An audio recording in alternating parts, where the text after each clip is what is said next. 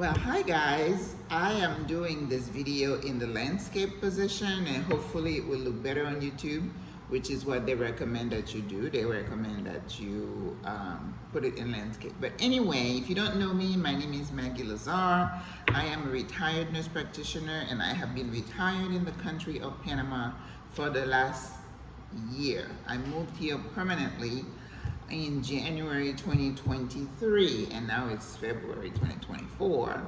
I did a 3-month stint in the Peace Corps last year, so I haven't been fully on the ground for a year, but anyway, details, right?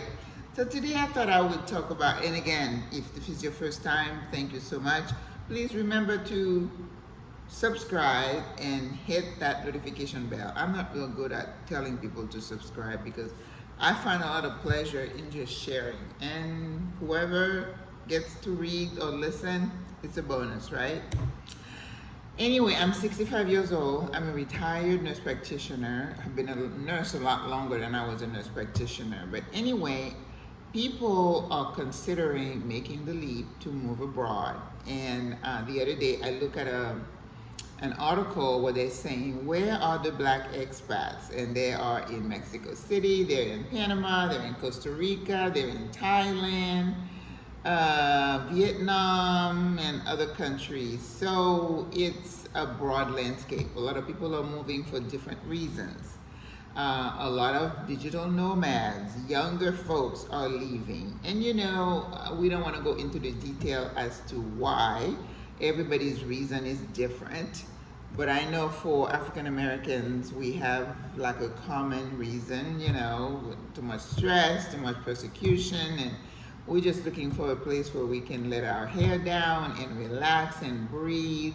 And then there is this whole, not a notion, it's like a wave of women embracing ease that is spearheaded by the likes of Stephanie Perry and Roshida Dowe and what's the other one? The other one is more financial. But anyway, we are encouraging women to rethink their life, that we don't have to have it all. We don't have to be, you know, juggling all these balls in the air, which is what I believe when I was younger, really married, you know, children, career, sports, and being on boards and extracurricular activities, community project and involvement. That's a recipe for a mental breakdown.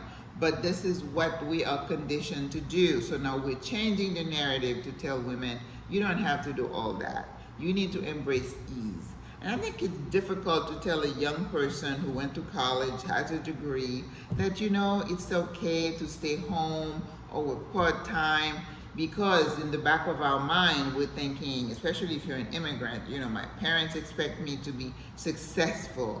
And then this whole definition of success, is it owning, not owning, having a mortgage on a 3-story house, 2-car payments, putting your kids in private school because this is what the neighbors are doing, you know, you don't want to be left behind, and, you know, max out your credit card, make sure you're buying all these brand name bags and shoes, and just worrying yourself to death, working yourself to death, and no balance in your life.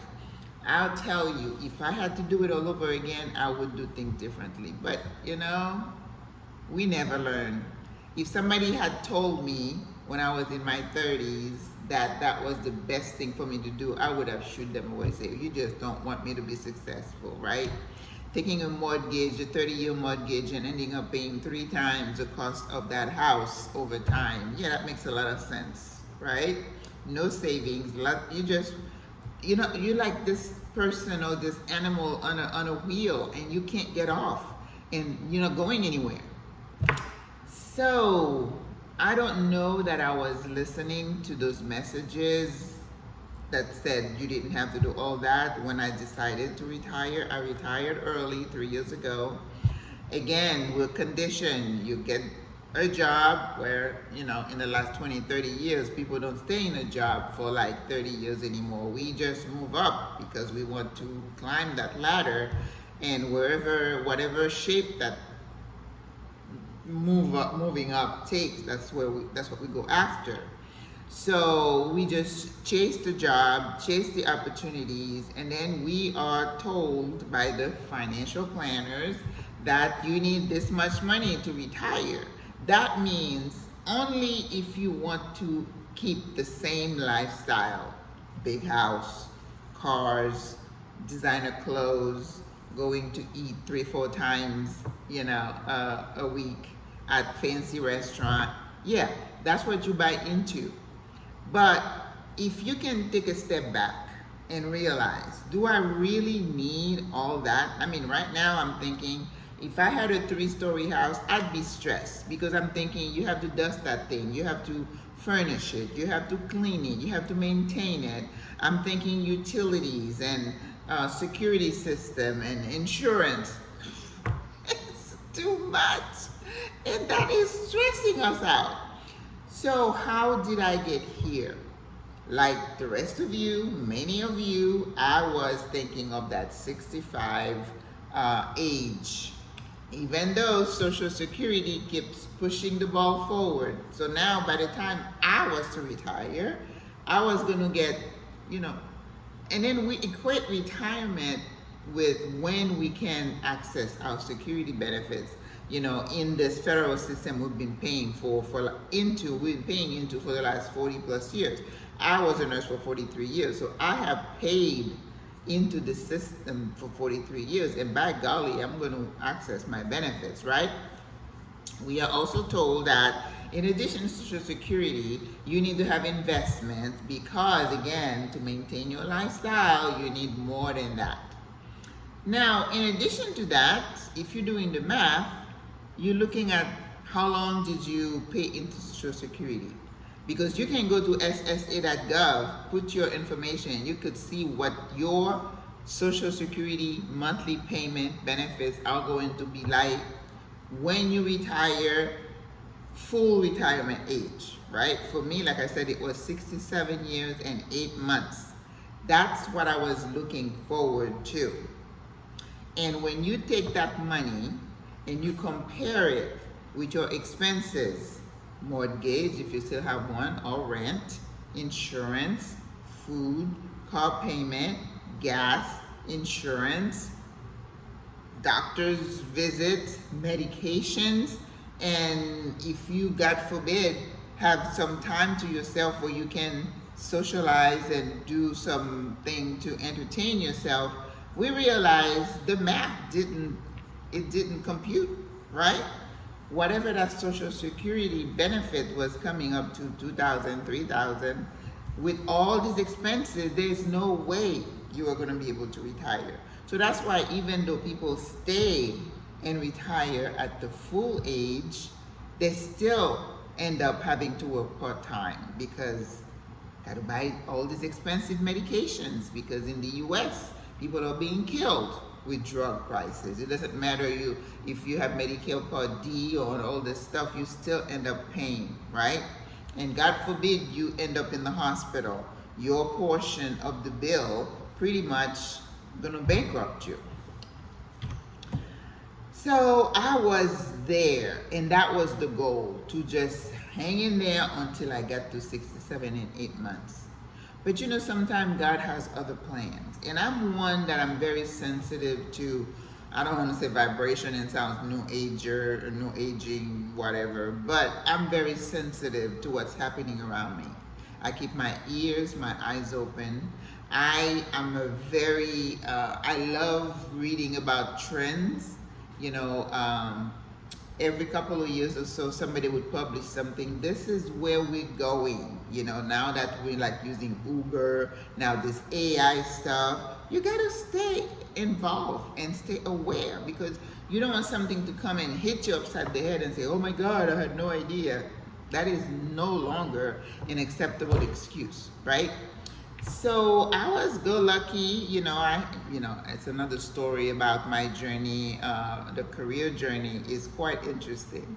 In fact, one of my friends the other day, I was talking to her, she said, have you thought of writing a book? And I'm like, I thought about it for a little bit, but I'm not sure what that would look like. But that's a different video, my career path and how it evolved and changed over time.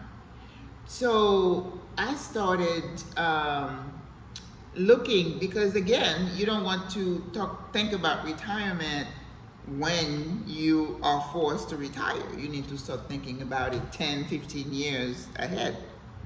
So it's like, okay, what would that look like? Where would I live? What kind of support system would I have? And I don't want to burden my children. And they're all independent, and I don't even know that that's gonna be a possibility. I'm so independent, and I'm planning on being independent as much as possible. The good thing for me is that I don't have the mindset that I want to hang on to this life until the very end and I'm going to fight to stay here. I don't think like that at all. I'm very grateful for everything that's happened in my life that I think is good. But when it's time to go, I'm okay with going. I don't want to be a guinea pig. I don't want to try all the latest treatment protocols and all the stuff that these scientists are telling you, which you should take with a grain of salt. So I started thinking, and then it's like the picture was really cloudy, and I was like, I'm not sure what that would look like. But one thing I knew, it wasn't going to be where I was at the time. I could not see myself, because even if I retired at 67 in 8 months, I'm relatively healthy. You got to think ahead. Life expectancy is like 80, 83, 85. That's another 20 years. How are you going to live for 20 years with your body going down and, you know, getting older? So it was on the fringe. I was thinking about it, but it wasn't like right here in my face. But I've always loved to travel. So Panama was on my bucket list. I'd been to Europe, went to Africa, and I was gung-ho. I said, Africa sounds really good. That, things I thought were going to be a little bit more affordable. And then you're going back to your roots, and you're going to be with your own people. I was gung-ho. Well, I had 2 visits to Africa, and I did not think that was going to work for me, sadly. So I started, I was traveling. When I sold my business in early 2000, I started traveling, and I realized through a process of elimination that Europe wasn't going to be a place where I wanted to retire, and I had cost of Africa, and it was like, okay, let's keep exploring. Who knows where the exploration would take me. But again, I wasn't thinking South or Central America. I really wasn't. I thought of visiting Panama to see the canal, because it was one of those bucket list items. So I came, I don't remember exactly the year, 2017, 2018, and went on a couple of tours, met a young lady who had been born here in Panama, but was raised in the US, quite common, and decided, she was like early 20s, she was our tour guide, and she's like, I would like you back. We're thinking only old people come to Panama. I was thinking that.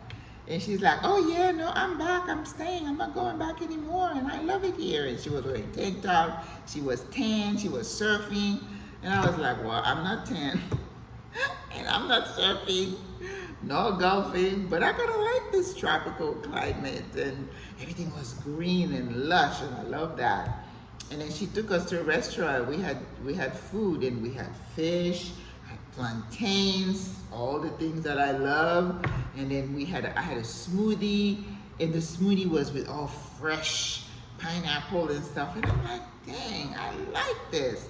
I can get used to this. So it was just a little thing that started germinating in my brain, but still it wasn't, this is the place.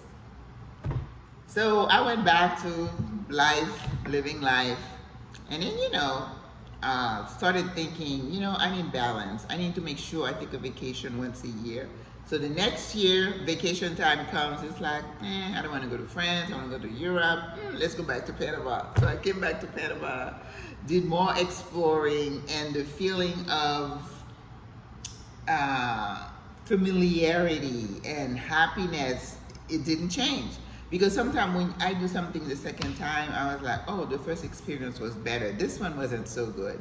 It wasn't like that. It was reinforced. So I started visiting different communities, took trips in the interior. I'm like, I still like this. So I came back 2 more times, and then it was like, okay, I think this could work. But still, 67 and 8 months. But something happened in 2021 at work. I think it's for 21. I get my dates mixed up. And then I think I got a little bit frustrated and I was tired of traveling. And you know, I was like, why do I have to wait till I'm 67 to retire? If I'm tired, I can stop. I can stop working full time, stop working 10, 12-hour days, even though it's not physical labor work, but it's like you're attached to the computer or you are on call. I'm like, I'm tired of all this. Now, granted, I'm not rich. I don't have money. I had lost a lot of my money in a venture, a business venture. So I could have been one of those that was scared and say, I need $1.5 million to retire. And I was like, no, I do not need that. So, and then I started thinking, embracing a minimalist type of thinking, whereas I don't need a 3-4 bedroom house. It's just me. The kids were grown and on their own. I don't need to be paying like $1,000 a month to maintain a vehicle, just, you know, because I don't like to drive older cars because, you know, I'm a single woman. When they start breaking down and all that, and you know what they do to you when you go to a garage, they give you a laundry list of things and you end up paying a lot of money. I was like, doing the math. It's like, yeah, if I eliminate that and I eliminate that, I could live on that Social Security. So that's what I'm trying to tell you. If you are considering retirement, if you're considering Panama or Thailand or whoever, you got to switch your thinking as to, do you want to maintain the same standard of living, which is what is keeping some people. And the thing is, debt too. Commercial debt. How much debt do you have? Before you can even think of retiring, you need to get rid of that debt. However you decide to do it, however you plan, however you deny yourself certain niceties, certain luxuries so you can pay off that debt, because you can't be on Social Security and be paying commercial debt. It makes no sense. So again, don't go talk to a financial planner who's going to tell you you need $2 million to retire. It's common sense that Ramsey guy or other people who have financial planning books and plans on how you reduce your debt. There's a couple who retired in Portugal and they will tell you how they got rid of their debt, how they invested their money, and then the money tripled in so many years and now they're able to retire comfortably. If you can do that, okay? But you have to have the mindset that I need to scale down so you can live within your means. There is no shame in saying, I don't drive a car. I don't have a car here. I have been driving since I was 19. This is the first time I don't own a car. When I go back to the US and the thought of having to go rent a car, pay for insurance, it's pricey, okay? So when I decided to retire and I did the math and I realized, you know, if I eliminate A, B, C, D, I might be able to do it. So the last time I came to Panama was in 2022. I decided to do my residency application. I think I was in an Airbnb for a few weeks or a couple of months or so. We did that. And then I went home and started planning, because it was going to take about 4 months from the time you apply for your residency to the time you get a temporary, and then you come back for the permanent, okay? So you have to budget for that. That's about, I'd say $1,500, give or take, that you're gonna do that. And every time you come, you know, there is airfare, there is Airbnb, all of these things you have to take into consideration. And then you have to think of, what am I going to need if you decide on Panama? Now, people are telling me you can rent a 3-bedroom house in Thailand for $350, more power to you. But when I was in Africa, I realized it's a 16-hour flight from my house all the way to Cape Town or Ghana, probably even longer. So I decided I just don't want to be that far away. And I have to fly, I fly, but I don't enjoy flying long flights. Whenever we hit turbulence, I am terrified. I'm grabbing, there's nobody next to me whose hand I can squeeze. So it's like, ugh, I just don't like to fly. So the shorter the trip, the better for me. So that was another thing Panama had. I had another video that I did, the things that I love about Panama. I love the weather, I love the food, I love the people, I love the fact that it's closer to the US. Not that I'm in love with the US and I want to go back, but I have family there, my kids are there. Who knows? Something could happen and I need to return. Because when I was in South Africa, I'm thinking, what if there's an emergency? Then I have to plan for like another 16-hour flight, and they're expensive. So this was the process that I took. Again, switching my mindset, make sure I eliminate the things that I thought I needed to have in the US in order to live. Healthcare here in Panama is a lot more affordable. And again, I told you my mindset about healthcare. I don't need to be medevac to the US to go get, you know, a bunch of things done to me and then get a bad infection in those hospitals. Yes, I said it, even though I'm a medical person, you go to those hospitals, go at your own risks, because you can survive the surgery, the treatment, but that nosocomial infection that you catch while you there could kill you. So, in Panama, you can rent from $800, I'm in the city, all the way to $3,000 plus. Choose where you want to live and what you can afford. We don't need to come here and try to keep up with the Joneses. There are some people here in Panama, every 2-3 words they're going to tell you, oh, we're corporate this, corporate that. They get money, and that kind of thing just put me off. So I decide what my budget is going to be. I decide that I don't need to be going out and eating 2-3 times a week and eating food that could get me sick. I cook my own food and I go out sparingly. I decided I don't need to have a car. I've mastered the metro, the buses. I do budget for some Uber in the middle of the day when it's hot. Yeah, I don't want to go out there sweating. But I reduce my expenses. And I'm plant-based. I don't have to buy meat. That's a big reduction in expenses. You don't need to become plant-based, but certainly you can live a lot cheaply. Okay? So it starts with a decision. It's a mindset. Do your research. Now, right now, as a single retired female, I am going to dedicate all these videos to talk to women who are considering retiring abroad, pretty much in Panama, which is where I'm at. That's what I know, that's what I'm researching, that's what I'm becoming familiar with.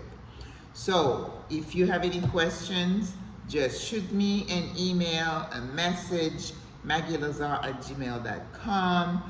If I'm working on some documents, as soon as I have them, I'm going to post them in the, what's the section? There's a name for it on YouTube, I don't remember. But that's where you talk about your channel, and then you can put different links. I'll put that there. So I'm going to give you information about your checklist. And I know some other people have checklists for you to move. Next step or first steps when you get here, I already have an attorney I work with. We can recommend to you to help you with your visa. I'm working on emergency services, medical services, because you know, it takes planning and it takes a village. It does take a village. So if you need information, we're going to try to give you information that's going to be helpful to you. So if you enjoyed this content, just make sure you subscribe to the channel and share it with other people and hit the notification bell. And I'll be making different shorts on my Facebook group, page and Instagram. I post a lot of reels every day, what's happening in the country. It's a beautiful country. The people are kind. They don't bother you. The landscape is beautiful. Another thing we like about Panama, the weather. You have a plethora of choices. If you like the city, if you like hot, if you like high rise, if you like the beach, if you want mountain, we have it all. It's up to you. But as a single older woman, you want to be careful where you put, you know, your root, where you plant yourself, because you need to make sure you have access and that you're supported. And that's what I am encouraging you to do. All right, 25 minutes is a lot longer than I thought I would be speaking, but this is important information that you need. So again, if you have more questions, please ask. I am happy to share. And no, you know, I'm not asking for your information. I don't need you to send me coffee, or I don't know what else they're doing on YouTube these days. But God bless you. I love you. Au revoir, à la prochaine. Bonne journée.